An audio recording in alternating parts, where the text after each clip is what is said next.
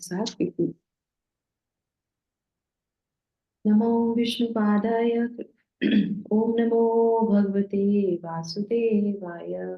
ओम नमो भगवते वासुदेवाय। ओम नमो भगवते वासुदेवाय। ओम अज्ञानतिमिरान्धस्य ज्ञानाञ्जनशलाकया चक्षुरुन्मीलितं येन तस्मै श्रीगुरवे नमः। नमः ओं विष्णुपादाय कृष्णपृष्ठाय भूतले श्रीमते भक्तिवेदांत स्वामी इति नामिने। नमस्ते सारस्वते देवे गौरवाणी प्रचारिणे निर्विशेष शून्यवादी पाश्चात्य देशतारिणे। जय श्री कृष्ण चैतन्य प्रभु नित्यानंदा श्री अद्वैत गदाधर श्रीवासादि गौर भक्तवृंद। हरे कृष्ण कृष्ण कृष्ण हरे हरे हरे राम राम राम हरे हरे। जगत गुरु श्रील प्रभुपाद की जय। भगवत वाणी भगवत गीता जी की जय। गुरु महाराज की जय। मुकुंद करोति वचनं पवनं देवी यत्प्रसादं वन्दे श्री गुरु दीनदयालं परमानंदं माधवं श्री चैतन्य ईश्वर। Hare Krishna. Thank you so much Indu माता जी। तो हम लोग जो है अभी अपना भगवत गीता प्रारंभ करेंगे जपा सेशन के बाद। Thank you so much Indu माता जी फॉर कंडक्टिंग मॉर्निंग मंगल आरती जपा सेशन। तो कल हम लोगों ने जो है श्लोक संख्या 8, 9, 10, 11 और 12 है ना। तो इस ये जो हम लोग पढ़ रहे थे, तो इसी में जो है हमारा 8वें श्लोक का कुछ हम लोगों ने गुणों को चर्चा कर पाई थी, कुछ गुणों का रह गया था। तो हम उसी से वहीं से हम लोग प्रारंभ करेंगे। ठीक है, तो श्लोक फिर से हम एक बार बोल लेते हैं और उसके बाद हम प्रारंभ करते हैं। इंदु माता जी आप रिपीट करेंगे मेरे पीछे पीछे। हरे कृष्ण। जी माता जी। अमानित्वम् अमानित्वम् अदम्भित्वम् अमानित्यम् अमादित्यम् अहिंसा शांति आर्जवम्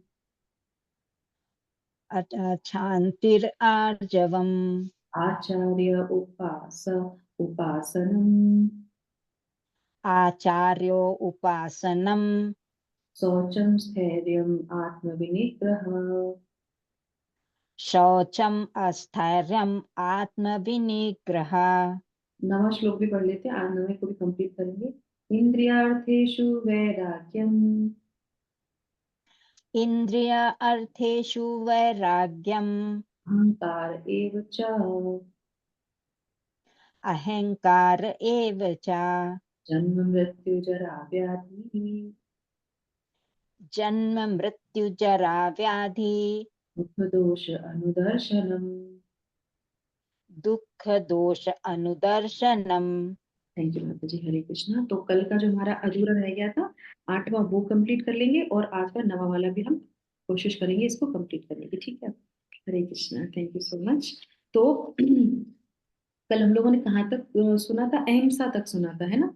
अहिंसा तो हमने देखा था, श्रील प्रभुपाद बोलते हैं कि जो है अगर हम शास्त्रों को पढ़ते हैं, दूसरों को उसका दान देते हैं, किसी को भगवान की भक्ति में लगाते हैं, तो वो सबसे बड़ा जो है क्या है? अहिंसा है। क्योंकि वो जन्म मृत्यु के संसार उससे जाल से निकल जाएगा, उसी में सारे दुख आते हैं ना। तो उसके बाद यहाँ पे आ जाते हैं सहिष्णुता। तो यहाँ से हम पढ़ेंगे श्रील प्रभुपाद का तात्पर्य। यस माता जी, कौन पढ़ना चाहेगा? हरे कृष्ण माता जी। सहिष्णुता शांति का अर्थ है कि मनुष्य अन्यों द्वारा किए गए अपमान तथा तिरस्कार को सहे, जो आध्यात्मिक ज्ञान की उन्नति करने में लगा रहता है। उसे अन्यों के तिरस्कार तथा अपमान सहने पड़ते हैं। ऐसे इसलिए होता है क्योंकि ये भौतिक स्वभाव है। यहाँ तक कि बालक प्रहलाद को भी, जो 5 वर्ष के थे और जो आध्यात्मिक ज्ञान से अनुशीलन में लगे थे, संकट का सामना करना पड़ा। जब उनका पिता उनकी भक्ति का विरोधी बन गया, उनके पिता ने उन्हें मारने के अनेक प्रयत्न किए, किंतु प्रहलाद ने सहन कर लिया। अतएव आध्यात्मिक ज्ञान की उन्नति करते हुए अनेक अवरोध आ सकते हैं, लेकिन हमें सहिष्णु बनकर संकल्प पूर्वक प्रगति करने करते रहना चाहिए। हरे कृष्णा। बिल्कुल जी। तो कितना सुंदर है यहाँ पे श्रील प्रभुपाद जी और प्रहलाद महाराज को, और हम अपने जीवन में भी देखते हैं जब हम आध्यात्मिक पथ पे आते हैं तो कई तिरस्कार होते हैं ना, कई सारी बातें बोली जाती हैं, पर क्योंकि हम उस ज्ञान को पढ़ लेते हैं ना, तो फिर हम बिवल्डर नहीं होते, हम बेचैन नहीं होते, हम कहते ठीक है, सामने वाले पे पर्दा हुआ है इसलिए वो इस तरह की बातें कर रहा है। और प्रहलाद महाराज पे तो हम लोग की जब कभी कभी कष्ट आता है तो हमारे महाराज लोग यही बोलते हैं, प्रहलाद प्रहलाद के जैसा तुम्हारे पर कष्ट आया क्या, तुम्हारे पिताजी ने तुमको ऊपर से फेंकने का प्रयास किया है क्या, मारने का प्रयास किया, इतना तो नहीं किया ना। तो फिर तो छोटे छोटे प्रयासों को जो है, छोटे छोटे तिरस्कारों को हमें ध्यान नहीं लेना चाहिए। उसी के साथ जो है इसी के साथ जो है एक हमारे शास्त्रों में जो है पांडवों का भी बहुत अच्छा उदाहरण आता है। पांडवों के साथ क्या नहीं हुआ, सब कुछ हुआ है ना। आग लगाया गया, उनका राज्य छीना गया, उनको जहर देने का प्रयास किया गया, उनकी पत्नी के साथ अभद्र बर्ताव किया गया, इतना कुछ हुआ, पर वो शांत बने रहे। क्यों? क्योंकि उनको शक्ति कहाँ से मिल रही है शांत रहने की? उनको शक्ति जो है भगवान से मिलती है, भगवान उनके साथ हमेशा रहते हैं, है ना। और उसके बाद जो है वो 2 वनवास भी चले गए। और इसके साथ इतना ही नहीं, पांडवों की बात हम कर रहे हैं, हम राम जी के चरित्र से भी देख सकते हैं। राम जी की स्वयं माँ ने क्या बोला था, उनका होने जा रहा था राज्यभिषेक, है ना, और उनकी माँ बोलती कि नहीं, तुमको जो है वनवास जाना पड़ेगा, है ना। तो उस समय राम जी क्या कहते हैं, कोई प्रत्युत्तर देते नहीं, वो ये कहते हैं कि अरे माँ, तुमने सीधे मुझसे क्यों नहीं बोला, तुम्हें पिताजी को बोलने की क्या जरूरत थी, आप मुझे बोलते मैं तुरंत सुन लेता, इसमें पिताजी को बीच में बोल लाने की जरूरत ही नहीं थी। तो कितना भगवान स्वयं अपने चरित्र से बताते हैं, और हमको ये जरूर सुनना चाहिए। तो ये जो ज्ञान है जो हम अब सीख रहे हैं, ये इससे जो है हम भगवान के धाम जा सकते हैं। इससे हम, इस शरीर नहीं है, क्योंकि जो भी बोलता है शरीर को बोलता है, हमको नहीं बोलता, हम इससे पृथक हैं। क्षेत्र और क्षेत्रज्ञ के बारे में अलग अलग चीजें हो जाती हैं, और ये ज्ञान ही हमको पृथक कर देता है ना। तो इस तरीके से एक और बहुत अच्छा इसमें मैंने लिखा हुआ है यहाँ पे कि जो है विदुर जी का भी बहुत अपमान किया गया है ना। दुर्योधन ने कितना अपमान किया, पर विदुर जी ने कुछ नहीं बोला, अपना स्थान छोड़ के वहां से चले गए। शिव जी का अपमान हुआ, शिव जी स्थान छोड़ के चले गए। तो ये सारे ज्ञान जब हम पढ़ते हैं, ये केस स्टडी हम जब सुनते हैं, तो हमारे अंदर भी वो धैर्यता आती है कि हाँ, हमको सहिष्णु होना चाहिए। ठीक है, आगे का पढ़ लेते हैं, सरलता। यस, कौन पढ़ेगा? कीर्ति में माता जी आप पढ़ेंगी हरे कृष्ण, या फिर सुषमा चौहान माता जी? पढ़िए जल्दी जल्दी से, टाइम नहीं है। ओके, पढ़िए सुषमा सुमन माता जी, कंटिन्यू। हरे कृष्णा माता जी। सरलता। आजर्वम का अर्थ है कि बिना किसी कूटनीति के मनुष्य इतना सरल हो कि अपने शत्रु तक से वास्तविक सत्य का उद्घाटन कर सके। यहाँ तक गुरु बनाने का प्रश्न है। आचार्योपासनम ये दो अध्य हो गए, इसको हम यहीं पे विराम करते हैं। ये सरलता अलग है और अच्छा, आचार्य उपासना अलग था। ठीक है, तो यहाँ पे ओके। सरलता की बात कर रहे हैं, मतलब आर्जवम, है ना, आर्जवम। तो ये बहुत इंपॉर्टेंट हमारे लिए कि हम जैसे हैं हम वैसे ही रहे, है ना। ये पता चला कि हम अंदर से कुछ और हैं, बोलते कुछ और हैं, किसी के साथ कुछ और व्यवहार, किसी के साथ कुछ और व्यवहार। और अगर हम सरलता की बात करेंगे, मैं जब इसको कल पढ़ रही थी तो मुझे इंदु माता जी की याद आई। इंदु माता जी हमारी कितनी सरल हैं, है ना। हमारी है शांडली माता जी कितनी सरल है। सरल का मतलब क्या होता है? कुछ भेदभाव नहीं, जो है अंदर वो बाहर दिखता है। कभी कभी लगता है कि तीखा है, ऐसा है, नहीं, जो है ट्रांसपेरेंट है। ये नहीं कि किसी के संग कूटी नाटी कर रहे हैं, सोच समझ के बहुत षड्यंत्र रच के उससे बात कर रहे हैं, ऐसा नहीं। और वो पता चल जाता है ना। तो इसीलिए सरलता बहुत इंपॉर्टेंट। हमारे हिज होलीनेस हलदर स्वामी महाराज कहते हैं कि भक्त का सबसे इंपॉर्टेंट गुण है सरलता। बहुत सरल होगा तो क्या करेगा? डाउट नहीं करेगा, किसी के ऊपर वो डाउट नहीं करेगा। जैसे कोई उसके मेंटोर है या उसके कोई गुरु है, वो उससे कुछ बोल रहे हैं तो उसमें अपनी बुद्धि लगा रहा है, अच्छा ऐसे क्यों होता है, अच्छा ऐसे यहाँ पे क्यों नहीं हुआ, वो फिर आगे नहीं बढ़ेगा। क्योंकि उसको फिर वो आध्यात्मिक प्रगति उसकी नहीं होगी। क्यों? क्योंकि वो अपनी बुद्धि का वहां पे इस्तेमाल कर रहा होता है। इसलिए शिक्षा गुरु के सामने हमेशा निम्न बन के, और जो वो कह रहे हैं बस उसको सुन लो, उसको धारण कर लो, कब क्या कैसे, वो कुछ जरूरत नहीं है। तो ये सरलता बहुत इंपॉर्टेंट है ना। तो इसीलिए साफ साफ कहना, है ना। तो इस तरीके से जो है ये सरलता का यहाँ पे कूटनीति की जो है वो चीज नहीं होनी चाहिए। उसके बाद आ जाते हैं यहाँ पे आचार्य उपासना, है ना। अब पढ़ते हैं आचार्य उपासना। यस माता जी, कोई और पढ़ना चाहता है? ठीक है, हरे इंदु माता कृष्णा जी माता जी, मैं पढ़ूं? हाँ यस। आचार्योपासनम। आध्यात्मिक ज्ञान में प्रगति करने के लिए यह अति आवश्यक है क्योंकि बिना प्रामाणिक गुरु के ये संभव नहीं है। मनुष्य को चाहिए कि विनम्रता पूर्वक गुरु के पास जाए और उसे अपनी समस्त सेवाएं अर्पित करे, जिससे वह शिष्य को अपना आशीर्वाद दे सके। चूंकि प्रामाणिक गुरु कृष्ण का प्रतिनिधि होता है, अतएव यदि वह शिष्य को आशीर्वाद देता है तो शिष्य तुरंत ही प्रगति करने लगता है, भले ही वह विधि विधानों का पालन न करता रहा हो, अथवा जो बिना किसी स्वार्थ के अपने गुरु की सेवा करता है, उसके लिए सारे यम नियम सरल बन जाते हैं। थैंक यू माता जी। तो यहाँ पे क्या है? सारे यम और नियम, क्या करना है क्या नहीं करना है, ये बहुत आसान हो जाता है। किस लिए? जैसे ही वो जो है प्रामाणिक गुरु की शरण में आता है ना, और इससे कहते हैं हमारे जो है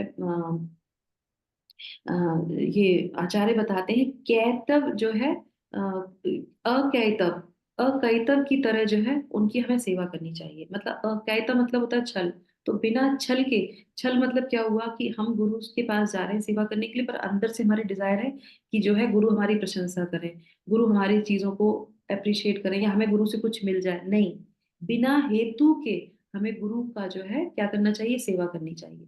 ऐसे हमें गुरु के शरण में जाना चाहिए। पहले से ही सब सारी डिजायर लेके बैठ गए कि बस हमने तो गुरु का कुछ किया भी नहीं है, गुरु हमारी प्रशंसा करें या गुरु हमें अपना गारलेंड दे दे। नहीं, इस तरीके से हमें जो है अकैतव होके गुरु की सेवा करनी चाहिए। अब यहाँ पे एक बहुत अच्छा प्रश्न आता है कि गुरु की सबसे अच्छी सेवा क्या है? जैसे हमने सुना कि जो है आध्यात्मिक प्रगति करने के लिए हमें गुरु की आवश्यकता होती है ना, तो सबसे अच्छी गुरु की सेवा क्या है, बताइए। Whatever he says, we should follow. Okay, जैसे कि हम लोग गुरु प्रार्थना में पढ़ते हैं ना कि क्या क्या बोलते हैं उसमें हम लोग कि गुरु मुख पद्मा वाक्या चित्ते ते कोरिया क्या, और ना कोरी वो माने आशा। गुरु ने जो शब्द बोले हैं उसको चित्त में धारण करना है और उन्हीं को फॉलो करना है। इसके अलावा मुझे कोई इच्छा नहीं है, कुछ भी नहीं। जो गुरु ने बोला बस वही। हमारे गुरु में सबसे पहले क्या इंस्ट्रक्शन देते हैं? सबसे पहला इंस्ट्रक्शन, जाओ और जाके खूब सारा पैसा इकट्ठा करके लाओ। बोलते हैं ये, बोलते नहीं, हैं क्या बोलते हैं? क्या बोलते हैं सबसे पहला ये वो भजन करो, भगवान का नाम लो, राम जाप करो। हरे वो कहते हैं हरे कृष्ण हाँ माता जी, यस। हरे कृष्णा का जाप करो, बस जो यस, मैंने जाप दिया है महामंत्र का। पहले उनका सेवा है हरे कृष्ण मंत्र का जाप करना। आप कुछ भी कर लो, अगर आप अपना जप नहीं कर रहे हो तो गुरु प्रसन्न नहीं होंगे। क्योंकि जब हम आध्यात्मिक उन्नति करते हैं तो कैसे करेंगे? हरे कृष्ण महामंत्र से करेंगे। और जब हम सबसे अच्छी तरीके से जप करते हैं तो गुरु हमारे बहुत प्रसन्न होते हैं। क्यों? क्योंकि तुमने पहला इंस्ट्रक्शन उनका पाल पालन किया है, उसके बाद स्वयं और सेवाओं में लग जाएंगे। ऐसा नहीं कि सारी सेवाएं कर रहे तो हरे कृष्णा छूट गया, नहीं। हरे कृष्णा सबसे पहली सेवा है, और उसको जितनी अच्छी से करेंगे गुरु हमारे उतने ही प्रसन्न होते हैं, क्योंकि तुम हरे कृष्णा मंत्र कर रहे हो। और गुरु गुरु उसके बाद कितने भी बड़े हो जाए वो भी अपने गुरु का पालन करते हैं। और ये हम अपने गुरु शिला प्रभुपाद में देख सकते हैं, अपने गुरु के वचनों को कितना अच्छे से धारण किया। क्या उन्होंने अपने हरे कृष्णा छोड़ दिया था? नहीं। उसके बाद उनके जो शिष्य थे आप देख सकते हैं, जैसे पिता वैसे पुत्र। कितने अच्छे डिसाइबल हैं शिला प्रभुपाद के, कि अपने गुरु के वाक्यों को लेके जहां उन्होंने जहां बोला तुमको मायापुर में रहना है, तुमको वहां रहना है, तुमको वृंदावन में, बस वहीं टिके हुए हैं और वहां टिक के अपनी सेवाएं दे रहे हैं और हरे कृष्ण महामंत्र करते रहते हैं। हमारे हिज होलीनेस गोपाल कृष्ण महाराज हमेशा कहते थे, कोई भी समस्या हो तुम जाप करो, तुम जाप करो। ऐसे हरदर स्वामी महाराज से मैं पूछ रही थी, महाराज ऐसे तुम जाप करो, मतलब कुछ और है ही नहीं। वो कहते सबका सार तो यही है, हरे कृष्णा मंत्र करना, सब कुछ उसमें ही है। तो इतनी सरलता है ना उसके साथ के बताते हैं ना। तो इस तरीके से हम कुछ जो अपने गुरु को वाक्यों को धारण करना, उनकी सेवाएं करनी है बिना किसी हेतु के। और सबसे अच्छी सेवा कि हम जितना अच्छा जप करेंगे गुरु हमारे उतने प्रसन्न होंगे। ठीक है। उसके बाद क्या है, और ये गुरु जब हमें ये ज्ञान देते हैं तो ये ज्ञान कैसे कार्य करता है?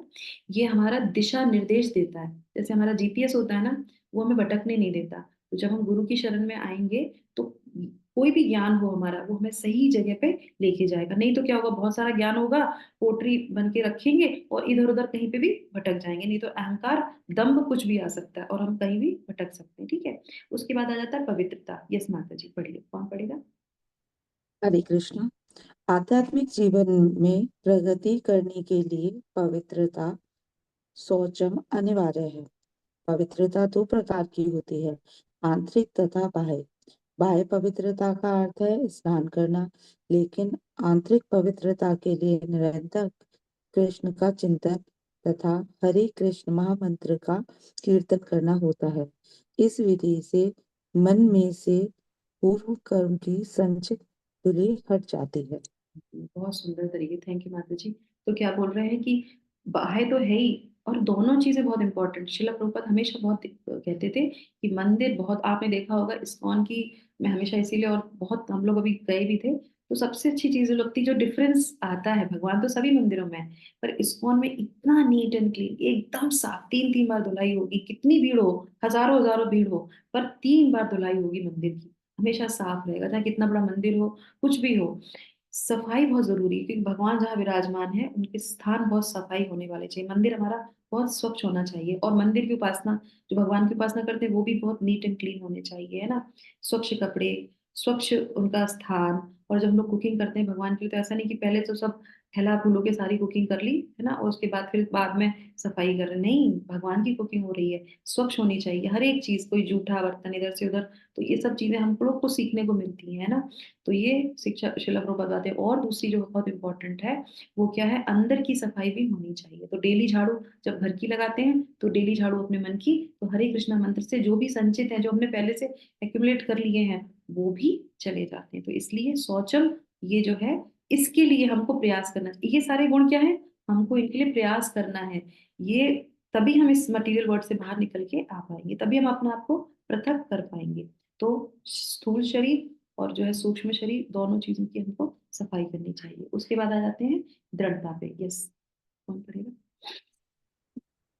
दृढ़ता स्थैर्य का अर्थ है कि आध्यात्मिक जीवन में उन्नति करने के लिए मनुष्य दृढ़ संकल्प हो। ऐसे संकल्प के बिना मनुष्य ठोस प्रगति नहीं कर सकता। हरे कृष्णा। तो अभी आपने देखी दृढ़ता से सबसे अच्छा एग्जाम्पल क्या आता है, अभी हम लोग ने कार्तिक मास में क्या किया था, संकल्प लिया था ना, 1 महीने के लिए संकल्प। अभी आज ही देख लीजिए आप कितने लोग कम आए हुए हैं।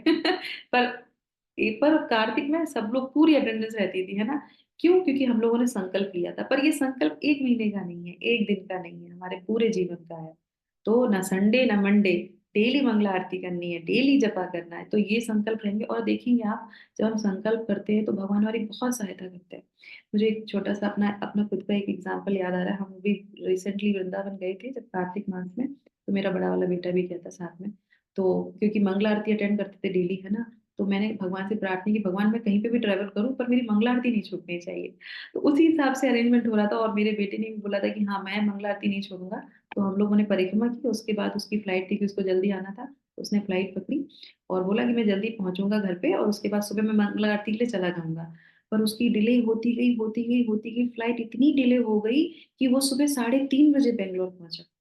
पर वहां पे भगवान की कृपा थी कि अगर हो सकता है वो पहले आ जाता तो सो जाता, शायद वो ना उठ पाता, पर भगवान ने 3:30 बजे जब वो पहुंचा, वो तुरंत भागा मंगला आरती के लिए नहा धो के, और उसने अपनी मंगला आरती कर ली। उसके बाद लौट के आके वो कॉलेज चला गया। तो ये कहते हैं कि एक दृढ़ता थी, संकल्प लिया था कि मुझे करनी ही करनी है, कि लास्ट के 5 दिन बचे हैं कार्तिक मंथ के, तो भगवान ने सैंक्शन किया, भगवान ने उसको वो शक्ति प्रदान करी। तो भगवान हमको शक्ति प्रदान करते हैं, अगर हम संकल्प लेंगे तो भगवान जरूर हमारा सहायता करेंगे। तो हमको संकल्प रखना चाहिए कि हमें इस मनुष्य योनि में जो जो आवश्यकता की चीजें और जो हमको आगे बढ़ाती हैं, हमको उसके लिए संकल्प लेते रहना चाहिए। ठीक है, अब आ जाते हैं आगे हम, आत्म संयमता। यस माता जी, पढ़ेंगे आगे वाला, बहुत important है।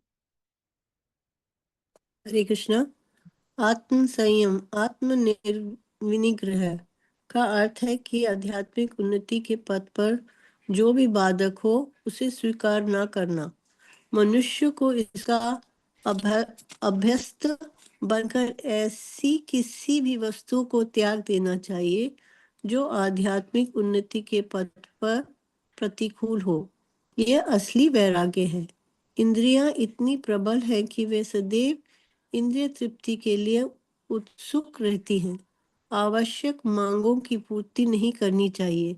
इंद्रियों को उतनी ही तृप्ति की जानी चाहिए जिससे आध्यात्मिक जीवन में आगे बढ़ने में अपने कर्तव्य की पूर्ति होती हो। सबसे महत्वपूर्ण किंतु वश में न आने वाली इंद्रियां हैं जीव है। यदि जीव पर संयम कर लिया गया तो समझो अन्य सारी इंद्रियां वशीभूत हो गई। जीव का कार्य है स्वाद ग्रहण करना तथा आचरण करना। अतएव नियमित रूप से जीव को कृष्ण प्राप्ति भोग के उच्छिष्ट का स्वाद लेने में तथा हरे कृष्ण का कीर्तन करने में प्रयुक्त करना चाहिए। यहाँ तक नेत्रों का संबंध है, उन्हें कृष्ण के सुंदर रूप के अतिरिक्त अन्य कुछ नहीं देखना चाहिए, इससे नेत्र वश में होंगे। इसी प्रकार कानों को कृष्ण के विषय में श्रवण करने में लगाना चाहिए और नाक को कृष्ण प्राप्ति फूलों को सूंघने में लगाना चाहिए। यही भक्ति की विधि है। यहाँ यह समझना होगा कि भगवत गीता केवल भक्ति के विज्ञान का प्रतिपादन करती है। भक्ति ही प्रमुख एवं एकमात्र लक्ष्य है। भगवत गीता के बुद्धिहीन भ्रष्टकार पाठक के ध्यान को अन्य विषयों की ओर मोड़ना चाहते हैं, लेकिन भगवत गीता में भक्ति के अतिरिक्त अन्य कोई भी विषय नहीं है। हरे कृष्ण। हरे कृष्ण। शिला प्रभुपाद हमारे एकदम डंके की चोट पे बोलते हैं, बिल्कुल जिनको बुद्धि नहीं है वो पता नहीं और ऊंची कर्म करो, ये करो वो करो, पर भगवत गीता हमें सिर्फ भक्ति सिखाती है। तो हमें अपने सारे अंगों को जो है क्या करना चाहिए, भक्ति में लगाना चाहिए, मतलब भगवान के लिए करना चाहिए।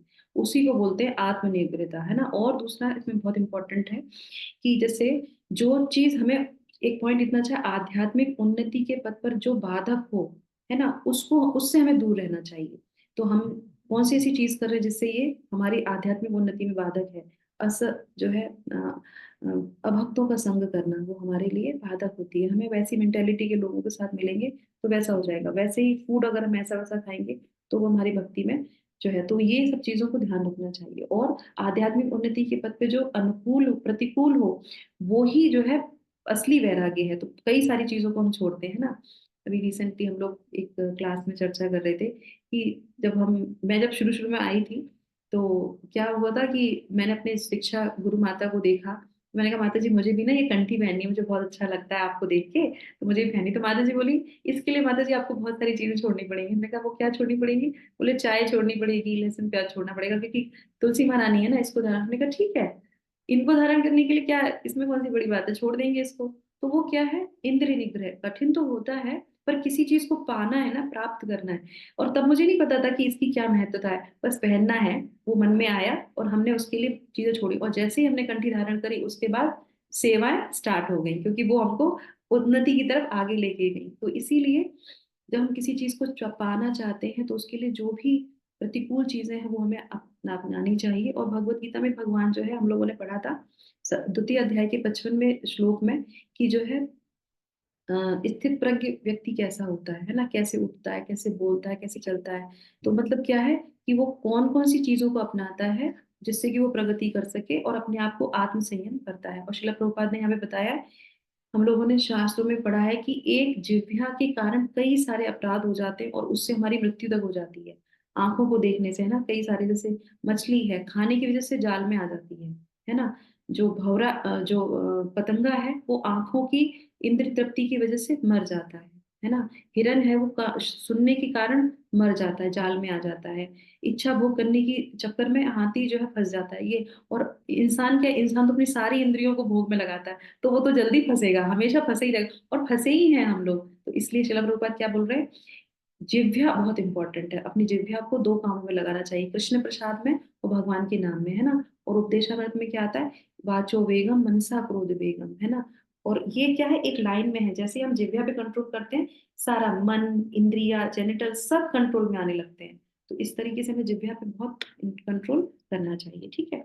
उसके बाद आ जाते हैं यहाँ पे 9वें श्लोक में, है ना, अभी है हमारे पास, फटाफट से इसको कर लेते हैं। 9वें श्लोक में सबसे पहला शब्द आता है इंद्रियार्थेषु, है ना। तो इंद्रिय विषयों से वैराग्य की ही ज्ञान है। तो ये ध्यान रखना चाहिए कि हमें इंद्रिय विषयों में नहीं फंसना है, वो ही असली वैराग्य है जो श्रील प्रभुपाद ने यहाँ पे हमको बताया है ना। और भागवत में इसके बारे में बताते हैं, पहले स्कंद के दूसरे अध्याय के 10वें में ये कहा जाता है कि कामना हमें उतनी ही करनी चाहिए जो हमारे जीवन की रक्षा कर सके, उतनी ही डिजायर करनी चाहिए, उतनी चीजों को संग्रह करना चाहिए, इच्छाओं को इंद्रिय तृप्ति के लिए, जितने से हमारी रक्षा हो सके। घर उतना चाहिए कि हम शेल्टर में रह सके, कोई साधन चाहिए, कोई व्हीकल चाहिए उतना कि जस्ट हमारा काम चल जाए, बस खत्म। ये नहीं 1 2 3 4 ये इतना बड़ा वो सब कुछ लेविश चाहिए, नहीं नहीं, जितनी की जरूरत है उतना चाहिए बस, उससे ज्यादा नहीं। नहीं तो हम उसमें आसक्त हो जाएंगे और हमारे अंदर से वो डिजायर नहीं निकलेगा। उसके बाद आते हैं अहंकार, ये बहुत इंपॉर्टेंट है। यस माता जी पढ़िए।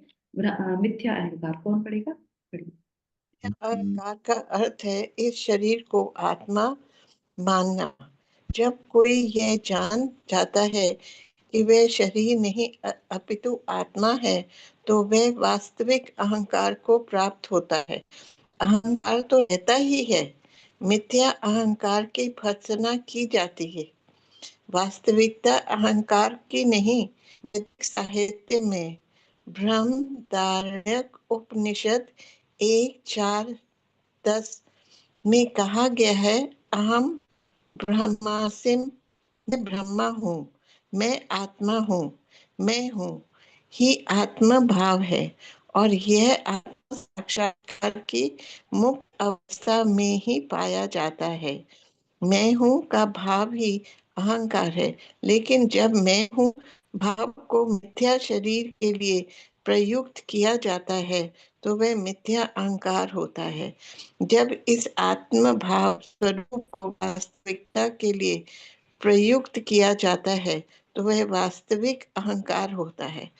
ऐसे कुछ दार्शनिक हैं ये कहते हैं कि हमें अपना अहंकार त्यागना चाहिए, लेकिन हम अपने अहंकार को त्यागें कैसे? क्योंकि अहंकार का अर्थ है स्वरूप, लेकिन हमें मिथ्या देह बुद्धि का त्याग करना ही होगा। Hare Krishna, thank you so much माता जी। तो हमें अभी 10 मिनट में अपनी मीटिंग को एंड होगा हमारा। तो यहाँ पे क्या बोल रहे हैं, झूठे अहंकार को हमें उससे दूर रहना चाहिए, मिथ्या अहंकार को हमें दूर रहना चाहिए कि हम ये आत्मा है, हम शरीर नहीं है। और इस यही सबसे बड़ा अहंकार, हम शरीर से सारा अहंकार करते हैं, तो उसको हमें ध्यान रखना चाहिए। दूसरा बहुत इंपॉर्टेंट है, लास्ट वाला, वो मैं यहाँ पे पढ़ लेती हूँ। तो यहाँ पे क्या बोलते हैं, जन्म मृत्यु जरा व्याधि को स्वीकार करने के कष्ट को समझना। यानी कि हम श्लोक में देखेंगे, जन्म मृत्यु जरा व्याधि व्याधि दुख दोषानु दर्शनम। दुख दोषानु दर्शनम मतलब क्या है यहाँ पे, तो बोलते मतलब अनु और दर्शनम, बार बार उसका दर्शन करना, बार बार उसको रिमेम्बर करना। क्या? क्योंकि हम इस शरीर के कारण सारे दुखों का कारण बनता है, हमको सारे रोग मिलते हैं, सारे दुख तकलीफ मिलती है, इसको बार बार हमको याद करना चाहिए। ये ज्ञान हमको यहाँ पे इस सेक्शन में बताया जा रहा है ना। तो हमारे जो है एक श्लोक के साथ हम इस सत्र को यहाँ पे विराम करेंगे। इस ज्ञान के साथ इस श्लोक को पूर्ण हो जाएगा, तुम्हारा 8 और 9 कंप्लीट हो जाएगा। तो क्या करना चाहिए हमको, जो है जन्म मृत्यु जरा व्याधि के बारे में बार बार सोचना चाहिए कि जन्म मिला तो कष्ट, उसके बाद मृत्यु हुई तो कष्ट, और उसके बीच में जो है जब बीमार पड़ते हैं, उसके बाद जब बुढ़ापा आता है, सब में कष्ट ही कष्ट है। तो कुलशेखर जो है, राजा कुलशेखर जो है, उन्होंने मुकुंद माला स्तोत्र में बहुत सुंदर जो है एक श्लोक उसमें प्रार्थना गाई है, जो हमारे लिए बहुत इंपॉर्टेंट है। और हम उस प्रार्थना के साथ ये शिक्षा लेंगे और सत्य को यहाँ पे विराम करेंगे। वो क्या बोलते हैं, कृष्णा त्वदीय पद पंकज पंजरांतम, अद्वैव मे विशतु मानस राजहंसा, प्राण प्रयाणे समय कपवात पित्ते, कंठावरोधम विधौ स्मरणम कुतस्ते। तो क्या बोलते हैं कि हे प्रभु, हे कृष्ण, इसी समय तुम मेरे मन रूपी हंस को अपने चरणों के ये जो सरोवर है उसमें ले लो। क्योंकि अभी मैं आपकी स्मृति कर सकता हूँ, पता नहीं बाद में क्या होगा, कौन सा दुख आएगा, मेरा कंठ अवरुद्ध हो जाएगा, मुझे कौन सा रोग सताएगा, मैं आपको ध्यान कर पाऊंगा कि नहीं। तो हमें क्या करना चाहिए, जो अभी जिस स्थिति में है, तुरंत भगवान के चरणों को पकड़ के, और हमेशा क्या करना चाहिए, हरे कृष्णा कृष्णा कृष्णा हरे हरे, हरे रामा रामा रामा हरे हरे। तो तो इसके साथ जो है हमको ये ज्ञान जो हमें श्रील प्रभुपाद दे रहे हैं, भगवद गीता दे रही है, हमेशा भगवान के चिंतन में रहना और इन सारे गुणों को, और ये सारे स्वतः ही आ जाएंगे। हमें श्रील प्रभुपाद ने कितना अच्छा बताया कि बस गुरु को पकड़ना है और भगवान को पकड़ना है, बस सारे गुण अपने आप आ जाएंगे। तो इन दो पे हमें फोकस करना है। गुरु ने बोला है हरे कृष्ण का नाम लो और कृष्ण ने बोला है गुरु को पकड़ो, कितना अच्छा है ना। तो बस यही दो चीजें लेके ये सारे गुण स्वतः ही डेवलप हो जाएंगे। तो इसी के साथ हम यहाँ पे जो है सत्र को विराम करते हैं। आप लोग का दिन शुभ हो, मंगलमय हो, इसी कामना के साथ हरे कृष्णा, हरि ओम तत्सत। Thank you so much Hare Krishna for joining. Hari Hare Om. Krishna माता जी, दंडवत प्रणाम। हाँ, धन्यवाद। हरे